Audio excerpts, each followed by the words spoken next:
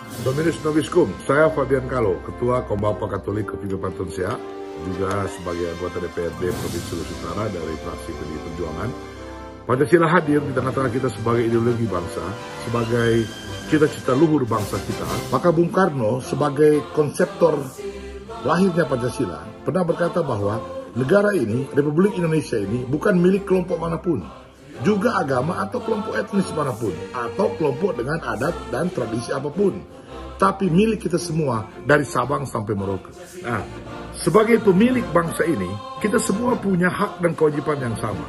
Hak dan kewajiban yang sama untuk membangun negeri ini, membangun bangsa ini, untuk kepentingan bersama, unum komunum. Mari kita bangun bangsa kita berdasarkan Pancasila. Terima kasih, selamat memperingati Hari Lahir Pancasila. Tuhan memberkati. Merdeka! Di Hari Lahir Pancasila, ada 3 hal yang perlu kita renungkan. 3 karakter yang ada dalam Pancasila. Yang pertama, karakter konstitutif. Yang kedua, karakter kontinuatif. Dan yang ketiga, karakter kreatif. Konstitutif menunjuk pada fakta bahwa Pancasila membentuk kepribadian seseorang. Kontinuatif menunjuk pada fakta bahwa Pancasila juga masuk dalam proses penerusan tradisi. Apa yang ditradisikan oleh Soekarno sejak Pancasila lahir, itu juga diteruskan oleh kita sebagai warga yang berbangsa dan bernegara.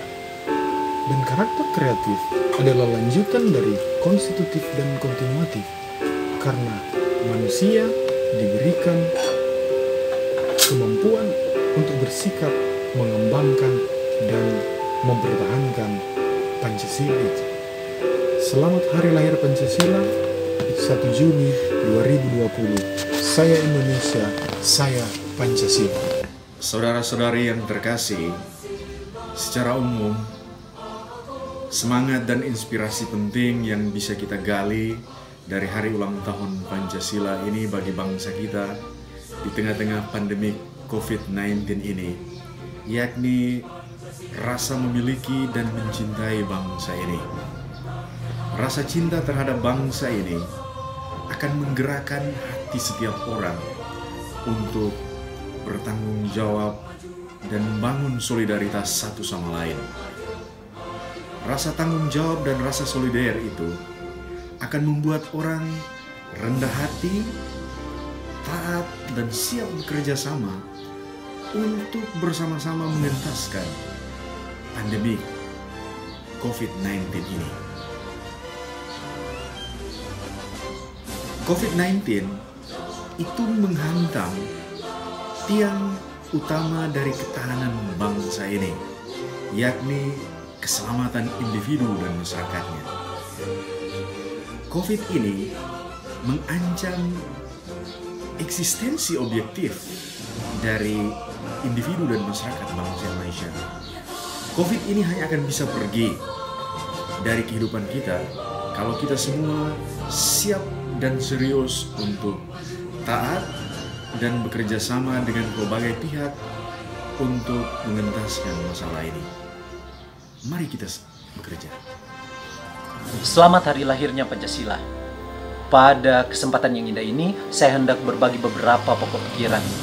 Yang pertama, persiapan proklamasi kemerdekaan Indonesia telah menjadi saksi lahirnya sebuah sintesis yang indah. Sintesis yang mampu mendamaikan tesis dan antitesis, dua aliran, aliran nasionalisme dan aliran tradisional religius. Akhirnya kedua aliran ini mampu menempati metaposisi yang melepaskan sempitnya kepentingan-kepentingan suku, antar golongan, ras, agama. Semuanya menjadi tidak relevan dalam momen historis ini. Yang dicari hanyalah sebuah prinsip yang bisa dijadikan sebagai dasar negara, yang tak lain adalah Pancasila. Yang kedua, Pancasila sebagai mitos, logos, dan etos. Mitos di sini tidak dimengerti sebagai sebuah perluasan makna sebagai dongeng, bukan. Mitos di sini dimengerti sebagai sumber pemberi keyakinan. Dan sebagai sumber pemberi keyakinan, Pancasila bermuatkan gugusan norma-norma, prinsip-prinsip kita untuk mengarahkan kehidupan kita, baik sebagai individu pun sebagai masyarakat.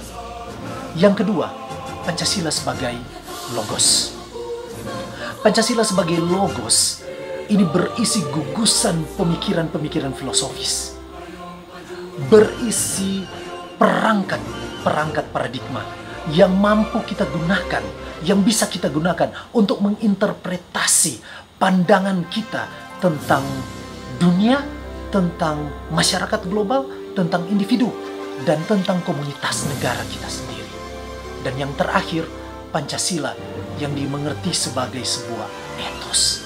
Nah, sebagai sebuah etos, dasar keyakinan tadi sebagai mitos, dan perangkat alat berpikir, paradigma yang kita mengerti sebagai logos, menuntut untuk diaksikan, diimplementasi, diaktualisasikan dalam kehidupan kita sehari-hari.